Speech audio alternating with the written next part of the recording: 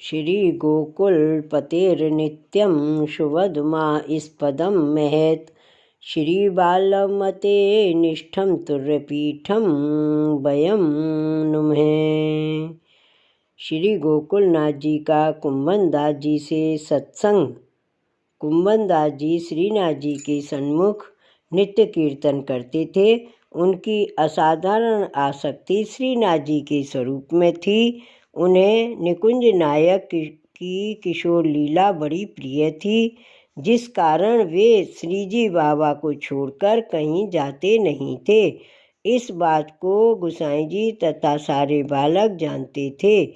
श्री गोकुलनाथ जी के मन में एक दिन विचार आया कि कुंभनदास जी को एक दिन गोकुल ले जाकर नवनीत प्रिय जी के सन्मुख कीर्तन करवावें। इस संबंध में आप श्री ने श्री गोसाई जी से विनती की। श्री गोसाई जी ने आज्ञा की, आप भले प्रयास करें, लेकिन कुंभनदास जी आवेंगे नहीं। श्री गोसाई जी गोकुल पधार गए। कुंभनदास जी श्री जी बाबा के दर्शन करने आए।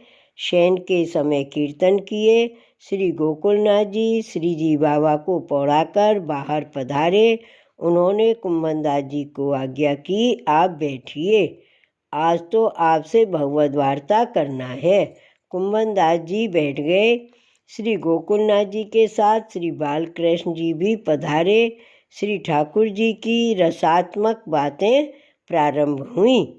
कुछ देर चर्चा चली। दोनों भाई खड़े हो गए। आज्ञा की, कुंभनदास जी, आज प्रभु की लीला की बातों में बड़ा रस आ रहा है। चलें, चलते चलते मार्ग में भगवद वार्ता करते चलेंगे। यहाँ इतना समय कहाँ मिलता है। आज्ञा का पालन तो करना पड़ता है। कुंभनदास जी तैयार हो गए। उनके साथ कुछ वैष्णव भी चलने लगे। श्री गिरिराज जी पर से उतरकर गोकुल के मार्ग पर चलने लगे। मार्ग में वार्तालाप चलता रहा। अंत में वे श्री यमुना जी के तट पर आ पहुँचे। रात्रि थोड़ी शेष थी। प्रातः नाव शुरू हो तो यमुना पार हो सकते हैं तथा गोकुल पहुँचा जा सकता है। श्री यमुना जी के किनारे बैठे। यमुना जी का रमणीय तट तथा वैशाख शुक्ल द्वादशी की रात्रि। आकाश में शुभ्र चांदनी फैली थी। चंद्रमा भी अस्त होने वाला था, लेकिन भगवद वार्ता का रस बढ़ता जाता था। श्री गोकुलनाथ जी ने पूछा, कुंभनदास जी, श्री ठाकुर जी कभी श्री स्वामी जी को श्रृंगार धराते हैं क्या?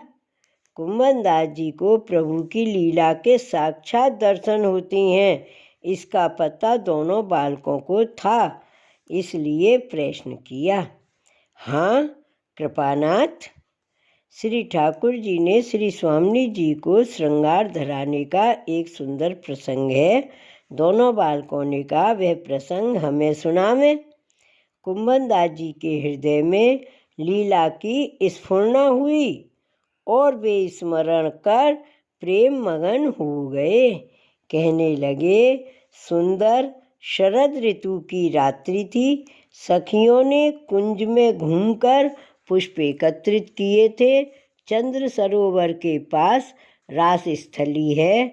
उसके पास एक बड़ा चबूतरा है, वह श्रृंगार के लिए है। वहाँ श्री स्वामी जी और श्री ठाकुर जी विराजे थे। सखियाँ पुष्प लेकर वहाँ आईं। विशाखा सखी श्रृंगार करने के लिए तैयार हुए। तब श्री जी ने कहा, आज तो प्यारी जी को श्रृंगार धराना है। ऐसा अद्भुत श्रृंगार होगा जो कभी धराया न होगा। ऐसा कहकर आप श्री ने श्रृंगार धराना प्रारंभ किया। सर्वप्रथम वेणी गूंथने के लिए पीछे खड़े हुए। सखियों ने देखा कि दोनों कुछ असहज हैं। क्या बात है? चतुर विशाखा समझ गई। प्रिया प्रियतम मुख का अवलोकन कर सकते नहीं, इसका दुख है। विशाखा तत्काल दौड़कर एक बड़ा सा दर्पण लेकर आई और सन्मुख रखा। जिससे दोनों लोग दर्पण में मुख निरख सकें। दर्पण रखते ही दोनों प्रसन्न हो गए।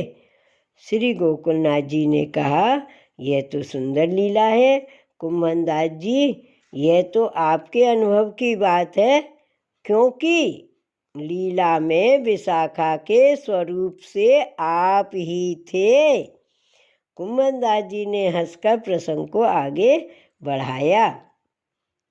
फिर श्री जी ने प्रिया जी के केस में सुगंधित फुलेल लगाया, कंघी से केस संवारे, फिर प्रत्येक केस में सुंदर सुंदर मोती पिरोए।